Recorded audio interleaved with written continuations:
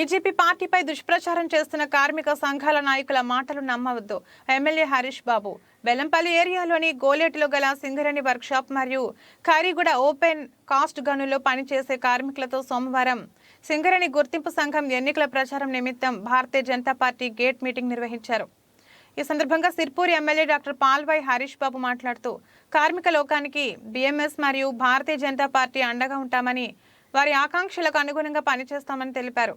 Income tax reimbursement, కేంద్రీయ విద్యాలయాలు మరియు ఆసుపత్రుల నిర్మాణాల కోసం కార్మికులు సమస్య కోసం బీఎంఎస్ కు అవకాశం ఇవ్వాలని వారు కోరారు.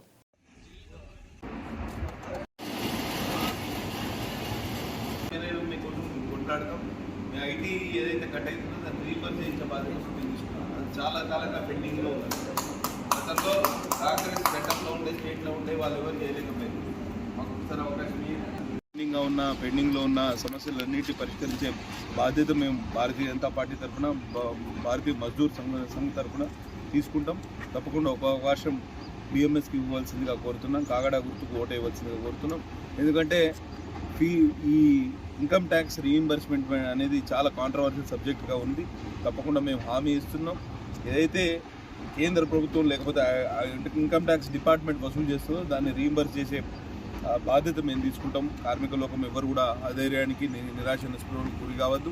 గతంలో పాలించిన వారు ఎవరు కూడా కార్మికుల పక్షాన పోరాటం చేయలేదు. కార్మికుల పక్షాన వారికి నేను టీజీబీకే సపోర్టర్స్, మద్దతుదారులందరినీ కోరుతున్నా. తప్పకుండా ఒక అవకాశం బీఎంఎస్కి ఇవ్వండి.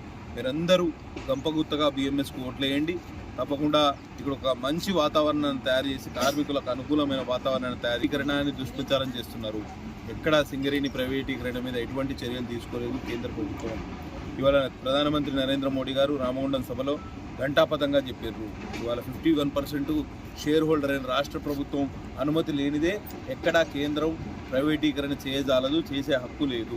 మరి ఇటువంటి పరిస్థితుల్లో కేవలం దుష్ప్రచారాలతోటే 10 సంవత్సరాల కాలం గడుపుకున్న ఈ బీఆర్ఎస్ ప్రభుత్వం కానివ్వండి, యువతల బొగ్గుగని కార్మిక సంఘం కానివ్వండి, టీజీబీకేస్ కానీ, వారి అన్ని దుష్ప్రచారాలను తిప్పికొడుతూ ఇవాళ కేంద్ర ప్రభుత్వం ఇవాళ కోల్ మైన్స్ ఎక్కడ ఉన్నా కానీ, మధ్య భారతదేశంలో ఉన్నా కానీ, దక్షిణ భారతదేశంలో ఉన్నా కానీ, తూర్పులో ఉన్నా, పడమరలో ఉన్న అన్ని కోల్ మైన్స్ యొక్క సంక్షేమం కోసం ఇవాళ ఎనర్జీ ఎఫిషియెంట్ ఇండియాను, ఇంధన సాధికారిత గల భారతదేశాన్ని తయారు చేయడంలో నరేంద్ర మోడీ ప్రభుత్వం గొప్ప కృషి చేసింది.